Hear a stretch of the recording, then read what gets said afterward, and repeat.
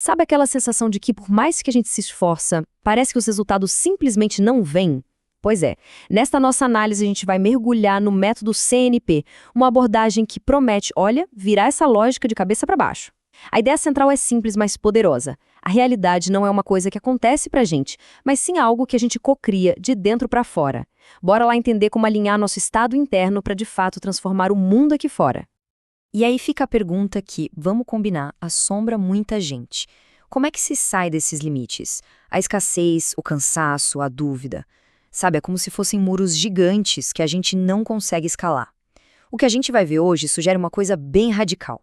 E se a chave não for lutar com mais força contra esses muros, mas sim dissolver eles por dentro? Simplesmente mudando a nossa própria consciência. O que acha? E aqui, gente, está o pulo do gato. A frase é forte. A qualidade da sua consciência determina a qualidade dos seus resultados. Pensa só comigo. Não é estratégia de mercado. Não são as horas a mais de trabalho que, em primeiro lugar, definem o sucesso. É o estado interno. É uma virada de chave total no nosso jeito de pensar. Nossos pensamentos, nossas emoções, a nossa tal vibração, elas não são só reações ao mundo. Elas são as ferramentas com as quais a gente constrói o nosso mundo. Tá, mas como é que isso funciona na prática, né? É aqui que entra o primeiro grande conceito, a equação da prosperidade. E calma, não é matemática, não, é mais como uma fórmula para a gente alinhar o nosso ser por dentro e, com isso, ativar esse poder de cocriar a nossa realidade. Vamos quebrar essa equação em partes para entender melhor. Bom, o primeiro elemento, a base de tudo, é a consciência. E olha, isso aqui vai muito além de só estar acordado, tá? É a habilidade de observar os próprios pensamentos, as próprias emoções, sem se prender a eles. Imagina que são nuvens passando no céu. Você observa, mas não é a nuvem. Essa presença, sem julgar, é o primeiro passo para deixar de ser vítima das circunstâncias e passar a ser o criador da própria vida. Ok, agora a gente soma um segundo ingrediente, a emoção elevada. Pensa assim, se a consciência é o mapa, a emoção é o combustível. Não adianta só pensar no futuro que se quer, é fundamental sentir esse futuro, agora. Sentir a gratidão pela abundância que ainda nem chegou, a alegria pelo sucesso que está vindo. É esse sentimento que, segundo essa linha de pensamento, manda o sinal magnético para o universo e começa a atrair essa realidade. Certo? Então a gente já tem consciência e emoção elevada. Mas falta o quê?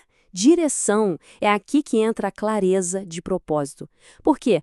Ter um monte de energia emocional sem um objetivo claro é como ter uma Ferrari sem volante. Vai para todo lado, bate em tudo, mas não chega onde quer. Um propósito claro, inspirador, funciona como um imã, uma bússola que alinha toda essa nossa força criativa numa única direção. E para fechar a equação, o último elemento. A ação inspirada. E aqui, muita atenção. Isso não é sobre ralar, sobre forçar a barra. Muito pelo contrário.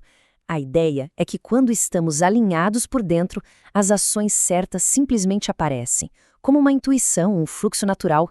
Sabe, em vez de empurrar o rio, a gente aprende a navegar com a correnteza. É aí que o esforço pesado dá lugar a uma certa magia, as sincronicidades. E pronto, aí está a equação completa. Quando esses 4 elementos, consciência, emoção elevada, clareza de propósito e ação inspirada, se juntam, algo extraordinário acontece. A gente deixa de ser só um passageiro na vida para se tornar, de fato, um co-criador.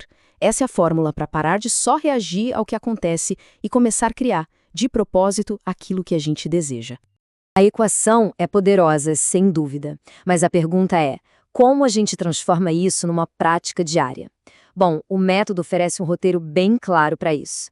Vamos dar uma olhada agora nos 10 passos práticos que guiam a gente nesse caminho de cocriação consciente.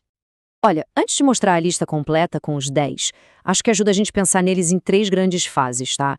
A primeira fase é sobre assumir o controle, ou seja, parar de culpar o mundo lá fora e se tornar o mestre do próprio mundo interior. A segunda é sobre mudar a vibração. O foco aqui é decidir ativamente quem se quer ser, em vez de focar só no que se quer ter. E a terceira fase é viver o futuro agora, que é quando a gente usa a emoção e a visualização para já trazer esse futuro desejado para o nosso presente. E aqui está o mapa completo. Esses 10 passos são a espinha dorsal do método. Repara só como tudo começa com a base. Assumir, 100% de responsabilidade. Não tem como fugir disso.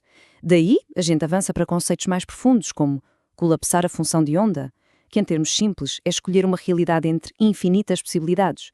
E tudo isso culmina em estados mais elevados de consciência, como entrar no campo da unidade.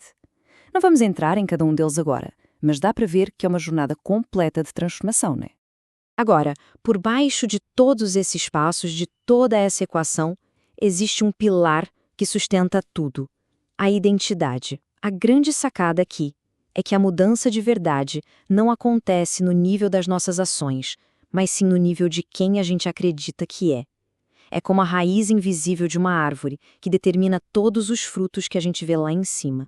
E essa frase aqui resume tudo perfeitamente. A verdadeira transformação é um trabalho de dentro para fora. A gente pode mudar de emprego, de relacionamento, até de país, mas se a identidade interna não mudar, a gente acaba recriando os mesmos padrões de sempre, só que com um cenário diferente. Mudar a nossa identidade vibracional, ou seja, a história que a gente conta sobre quem somos, é o que de fato vira o jogo. Beleza, então como é que se constrói essa nova identidade? O método propõe uma estrutura baseada neste número. 7. São 7 pilares que servem de alicerce para construir uma identidade realmente próspera. Vamos conhecer cada um deles. E aqui estão eles. Olha que interessante a progressão. Os 3 primeiros, projeto, autoimagem e autoconhecimento, são sobre descobrir a nossa verdade, quem somos na essência. Os 3 seguintes, inteligência consciente, capacidade emocional e o consciente espiritual, são sobre desenvolver as nossas ferramentas internas. E o último, o desfrute, é a consequência natural de tudo isso. É viver com confiança, com coragem, com alegria, não como uma meta lá na frente, mas como um estado de ser, aqui e agora. Bom, agora vamos falar de uma das ferramentas mais práticas e poderosas de todo o método, os decretos para a prosperidade. É aqui que a gente explora como as palavras que usamos não só descrevem a nossa realidade, elas na verdade a criam. Mas qual a diferença entre um decreto e uma afirmação positiva comum? A palavra-chave é autoridade. Uma afirmação é quase um desejo, tipo, eu gostaria de ser próspero. Já um decreto é uma declaração, é um fato. Eu sou um canal de prosperidade. São como comandos que a gente dá para a nossa mente subconsciente e para o universo, declarando em alto e bom som a identidade que a gente escolhe assumir a partir de agora. E o que eu acho mais poderoso aqui é essa visão completa, holística. Não é só sobre decretar dinheiro, percebe? Tem decretos para mentalidade, para saúde, para família, para tudo. Porque a prosperidade de verdade não é só financeira, é um estado de bem-estar em todas as áreas da vida.